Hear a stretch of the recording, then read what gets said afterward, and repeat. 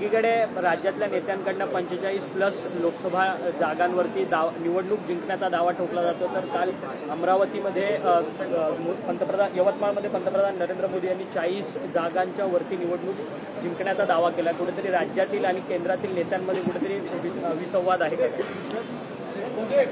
राज्यामध्ये राज्याचे मुख्यमंत्री एकनाथजी शिंदे, उपमुख्यमंत्री देवेंद्रजी आणि अजितदादा महाराष्ट्राच्या विकासासाठी ज्या संकल्पना घेऊन पुढे आलेले आहेत आणि महाराष्ट्राचा जो काही विकास होतोय त्याच्यामुळे सरकारच्या सगळ्याच लोकांना खात्री आहे आणि सरकारचं नेतृत्व एकनाथ शिंदे साहेब करतात। तर सरकारच्या वतीने त्यांनी सांगितले की आम्ही 45 पेक्षा जास्त जागा जिंकू, याच्यामध्ये कुठेही वावगं आहे असं मला वाटत नाही। आणि नरेंद्र मोदी साहेबांच्या भाषणातनं काही समोरच्याला बहुमत मिळेल किंवा समोरच्याच्या जागा जास्त येतील असं काही म्हटलं गेलेलं नाही। आम्ही ज्या आत्मविश्वासानं सरकार म्हणून सांगतोय, कारण केंद्र सरकारनं देखील नरेंद्र मोदी साहेबांच्या नेतृत्वाखाली महाराष्ट्राला विकासात्मक मदत केलेली आहे आणि आम्हाला आत्मविश्वास आहे की आम्ही 45 पेक्षा जास्त जागा जिंकू।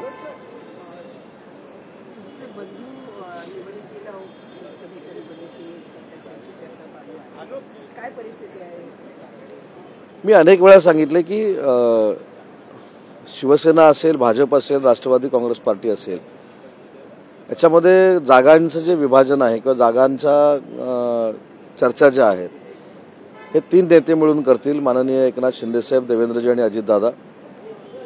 आपल्या सगळ्यांना देखील माहिती आहे की रत्नागिरी सिंधुदुर्ग जागा ही शिवसेनेनं लढलेली आहे आणि म्हणून त्याच्यावर शिवसेनेचा दावा आहे। परंतु प्रत्येक पक्षाला स्वतःचा पक्ष वाढवण्याचा अधिकार आहे।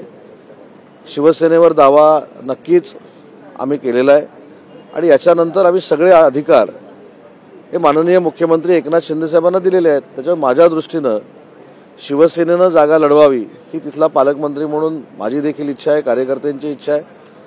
परंतु या सगळ्याचे अधिकार एकनाथ शिंदे साहेबांना दिलेले असल्यामुळे एकनाथ शिंदे साहेब जो निर्णय घेतील तो आम्हाला मान्य राहील। गोव्याचे मुख्यमंत्री प्रमोद सावंत यांचा 2 दिवसांपूर्वीच कोकणातला दौरा झाला। त्यांनी दापोलीमधल्या एका सभेमध्ये त्यांनी सांगितलं की कोकणातल्या सगळ्या जागांवरती अन्याय भाजपवरती अन्याय झालेला आहे, खास करून रत्नागिरी आणि सिंधुदुर्ग लोकसभा मतदारसंघावरती अन्याय झाला आहे। मी त्या संदर्भात देवेंद्र फडणवीस यांच्याशी चर्चा देखील केली आहे, त्यामुळे येत्या काळात भाजपला त्या मतदारसंघांमध्ये न्याय मिळेल अशी त्यांनी आशा बाळगली।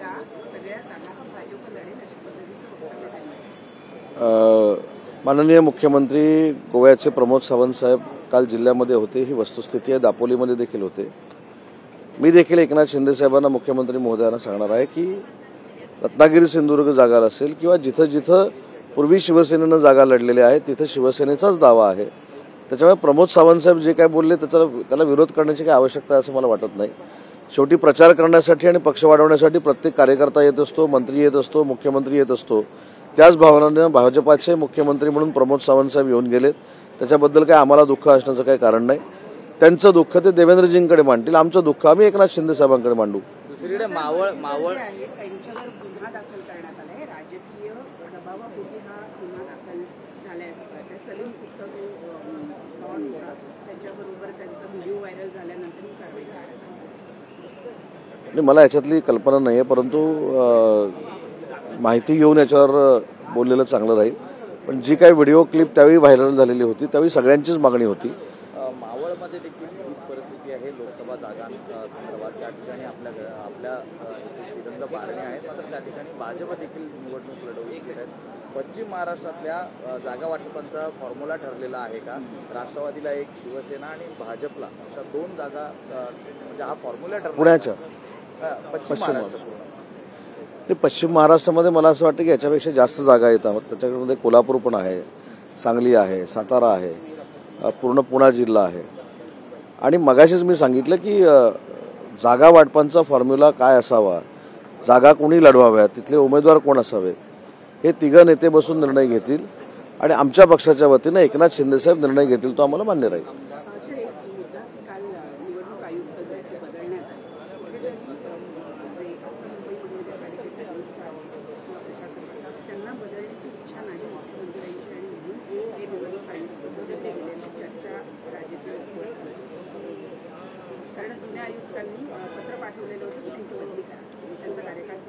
नाही, ही प्रशासकीय बाब आहे आणि ज्या बदल्या ह्या मोठ्या अधिकाऱ्यांच्या होत असतात याचे सगळे अधिकार मुख्यमंत्र्यांना असतात. त्याच्यामुळे त्यांच्या प्रशासनामध्ये नक्की काय घडामोड झालेली आहे, कशामुळे बदली झालेली आहे याच्यावर बोलण्याचा मला नक्कीच अधिकार नाही, राजकीय देखील अधिकार नाही. आणि ॲडमिनिस्ट्रेटिव्ह अनेक वर्ष मी मंत्री म्हणून काम करतो, त्याच्यामुळे मला माहिती आहे की ते मुख्यमंत्री महोदयांचे अधिकार आहेत. आणि मुख्यमंत्री महोदयांनी एखादी बदली जर केली असेल तर उद्योग मंत्र्याला त्याच्यावर काय बोलण्याचा अधिकार आहे. मराठा आरक्षणावरून जरांगे पाटलांचं वक्तव्य आणि यावरूनच नाना पटोलेंनी गंभीर टीका केलेली आहे. जरांगे पाटील हे फक्त निमित्त आहे, भाजपचं मुख्य टार्गेट हे मुख्यमंत्री एकनाथ शिंदे असल्याचं वक्तव्य त्यांनी केलेलं आहे. कसं पाहता त्यांच्या या वक्तव्यात? नाही, अजून काय ते वक्तव्य करू शकतात. शेवटी ते काँग्रेसचे प्रदेशाध्यक्ष आहेत. प्रदेशाध्यक्ष म्हणून त्यांनी एकनाथ शिंदे साहेबांचं जर कौतुक केलं तर ज्या काही राजकीय घडामोडी महाराष्ट्रामध्ये चालू आहेत ते देखील एकनाथ शिंदे साहेबांच्या संपर्कामध्ये आहेत अशा पद्धतीचं एक चित्र निर्माण होईल. आणि म्हणून एकनाथ शिंदे साहेबांबद्दल वाईट बोललंच पाहिजे त्यांना. म्हणून काल देखील मी सांगितलं की जे आमचे विरोधक आहेत, विरोधी पक्षामध्ये आहेत, त्यांनी असंच अजून 25 वर्ष आमचं विरोधक म्हणून काम करावं. आम्ही महाराष्ट्राच्या विकासासाठी सत्तेमध्ये असू. विरोधकांची चर्चा अशी आहे की कल्याणमध्ये जी खासदारची जागा आहे एकनाथ शिंदे लढवत आहेत त्यांना यावेळी गुलाल लागणार नाही असं देखील ते म्हणत आहेत. ते नेमकी कशी तयारी? मध्य प्रदेशमध्ये, राजस्थानमध्ये आणि छत्तीसगडमध्ये देखील असाच स्वतःच्या पोत्यातनं गुलाल आणून काँग्रेसनं ठेवलेला होता. तो सगळा गुलाल आम्हाला विकत घ्यावा लागलाय. त्याच्यामुळं कल्याण डोंबिवलीची जागा ही श्रीकांत शिंदे फार मोठ्या मताधिक्यानं जिंकतील हा दावा नाही तर माझी खात्री आहे. सर, दक्षिण मुंबई लोकसभा मतदारसंघामध्ये शिवसेनेचा खासदार होता. आता खरं तर त्या लोकसभा मतदारसंघामधून विद्यमान विधानसभेचे अध्यक्ष राहुल नार्वेकर यांनी उमेदवारीची तयारी करत आहेत. खरं तर ते भाजपचे आमदार आहेत. तुम्ही म्हणतात की एकीकडे जिथे जिथे शिवसेनेचा खासदार होता तिथे तिथे आमची दावेदारी असते. हा कुठेतरी भाजप आणि शिवसेनेमध्ये कम्युनिकेशन गॅप आहे. नाही, मी दावेदारी असणार असं बोललो नाही. ज्या ठिकाणी शिवसेनेचे खासदार आहेत, ज्या ठिकाणी शिवसेनेनं निवडणूक लढलेली आहे त्या ठिकाणी माझं मत आहे की शिवसेनेचा दावा असला पाहिजे आणि तो दावा आमचा आहे. पण हे देखील मी वाक्य बोललो की याच्यावर सगळे अधिकार आम्ही राज्याचे मुख्यमंत्री आणि शिवसेनेचे मुख्य नेते आदरणीय एकनाथ शिंदे साहेबांना दिलेले आहेत. आणि आता पत्रकार परिषदेमध्ये प्रत्येक मतदारसंघावर चर्चा सुरू झालेली आहे. मी रत्नागिरी सिंधुदुर्ग झाला, त्याच्यानंतर आपण पश्चिम महाराष्ट्रामध्ये आलो, आता मुंबईमध्ये आलो. असं करत करत कदाचित मला असं वाटायला लागलं आपण चंद्रपूरपर्यंत जाऊ.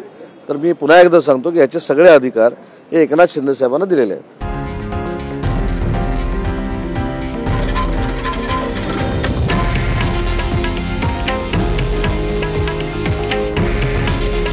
हे आहे देशातील नंबर 1 न्यूज नेटवर्क आणि आपण पाहत आहात TV9 मराठी.